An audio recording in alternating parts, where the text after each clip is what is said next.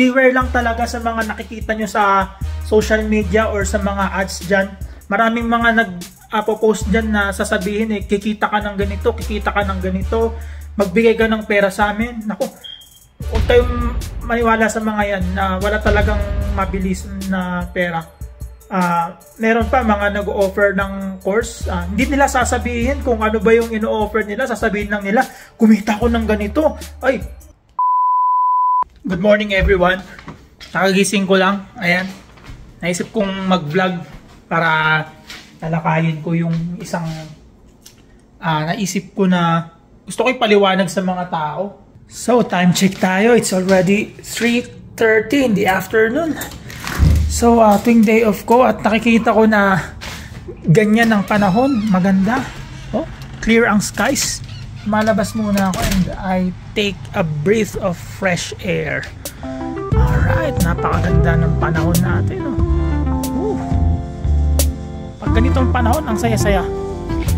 Hindi masyadong maulap. Maliwalas ang lugar. Ganito lang ang buhay dito sa West Virginia. Ayan, check tayo ng mailbox natin. Ayan, may mga mailbox, may mga sulat sa mailbox. Ayan, ganito dito medyo old school. Marami pa rin nagme-mail. Teka, hindi ko nasara. Saratan yan. Marami pa rin nagme-mail. Kahit na uso naman na ang email.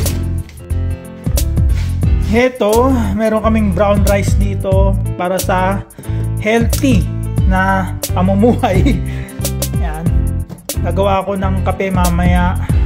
Palit lang. Gusto ko lang magdaldal habang nag-aalmusal. Gusto ko mag-vlog.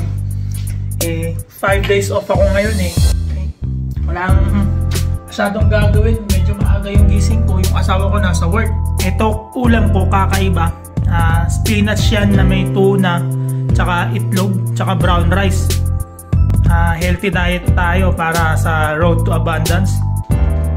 So gusto kong pag-usapan yung about sa stock market, stock trading. Gusto ko lang bigyan linaw ito kasi recently maraming mga naglalabasan ng mga get rich quickly scheme, nag-o-offer ng mga investment para kumita ka ng as quickly as possible.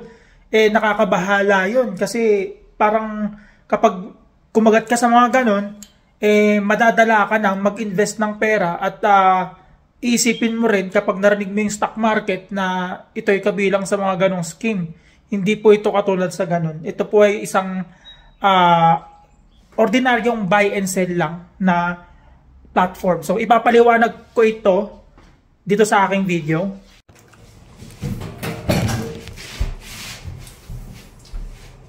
Tatalakayin ko ano ba yung stock market. Wala na tayong intro, wala nang paligoy-ligoy pa. I will make it simple for people kasi merong mga nakakabasa ng libro. Mababasa natin to sa libro, pwede natin itong mag-google, pwede tayo mag-research, pero medyo mahirap intindihin minsan kasi kadalasan ng mga paliwanag may mga numbers at saka naka-English. So ipapaliwanag ko ng pinakasimple. Stock market, ibig sabihin, market, tindahan, stock. Yung stock, yun yung simbolo ng hati ng isang kumpanya. Kunwari, yung kumpanya ng pangalan ay XYZ ay gustong hatiin yung kanyang kumpanya para bilihin ng mga tao. I-divide niya ito sa stock. Bawat unit ay tinatawag na stock. So, pwede itong ibenta ng kumpanya sa tao at pwede rin ibenta ng tao sa iba. Kung nagbebenta at bumibili ng stock, ikaw ay nagte-trade. Ikaw ay nagba-buy and sell. That's why it's called stock trading. Stock market and stock trading. So, paano makikita sa stock market? Parang sa products din na binibili mo at binibenta mo, nagba-buy and sell ka. Diba kapag bumili ka, ikaw ay nag-spend ng money for the capital and binibenta mo siya with the tubo. Kasi para kumita ka. Ganun din sa stock market. Bumibili ka ng stocks at binibenta mo ito ng mas mataas ang halaga para ikaw ay tumubo. Pero maraming nagsasabi, marami akong naririnig din na sabi nila yung stock market at yung stock trading ay isang malaking sugal.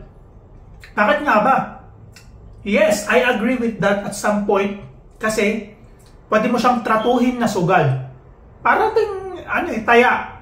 Parang nagbi-business niyan talaga eh. Sumusugal ka eh. Bumibili ka ng produkto mo. Hindi mo sigurado kung bebenta ka ba. Hindi mo sigurado kung kikita ka ba. Hindi mo sigurado kung magiging winner ka ba. Ganun din sa stocks. Bibili ka ng mga stocks. Hindi mo rin sigurado kung magiging matagumpay ka. Ano gagawin natin para maging matagumpay? We will increase the chance of winning the trade.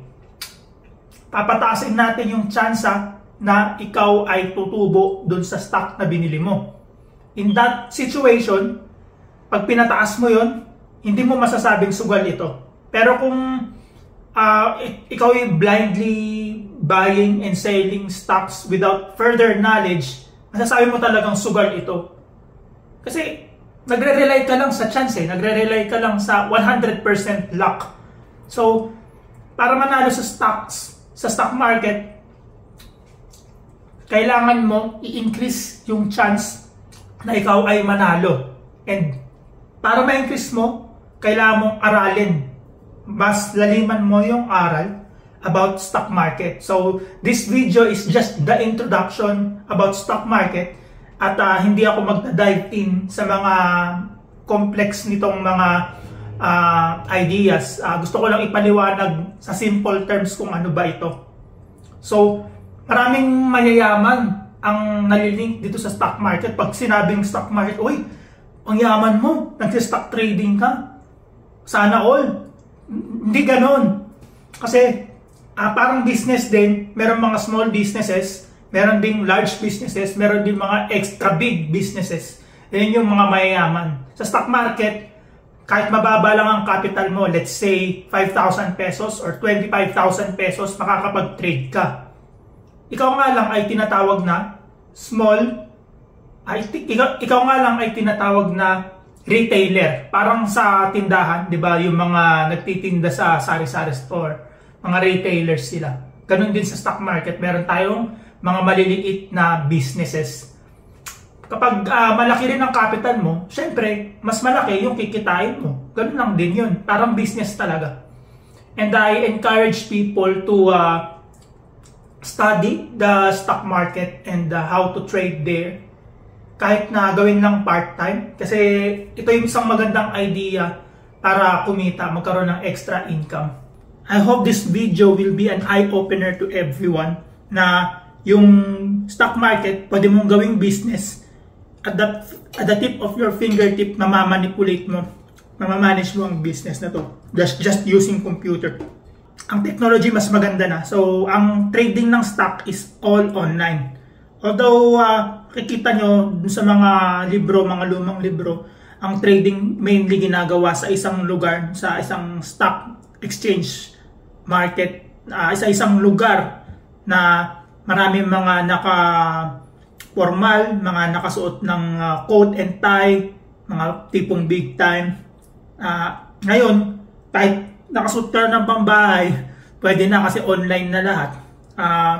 For the information of people, meron mga stock brokers tayong tinatawag.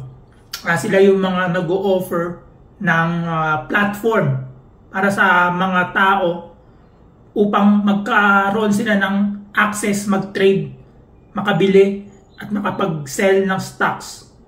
Yung mga stock brokers na ito ay pumuporsyento sa mga tao each trade. Bawat kanilang transaction may percent itong mga to. Which is I think win-win situation kasi hindi naman makakapag-trade ng tao kung walang platform. Marami tayong mga trading platforms sa Pilipinas. Meron tayong tinatawag na Call Financial. Ito yung pinaka-common common sa mga retailers. Pwede kang mag-trade ng stocks by only putting like 5,000 pesos in the account. Kung di ako nagkakamali kasi medyo matagal na rin ako nagte-trade, yun yung dating offer nila. Pero kapag 25,000 pesos yung nilagay mo sa kanila, mas magiging maraming feature yung platform nila. Maraming mga platform dyan, pwede kayong magtanong sa mga bangko nyo. Alam ko meron ng BPI, meron din sariling platform. Kung meron kayong mga questions, handa akong sagutin yan in layman's term at sa mga terms na mauunawaan natin. Pwede kayong mag-comment below. And I hope you will subscribe and like my page. Thank you very much.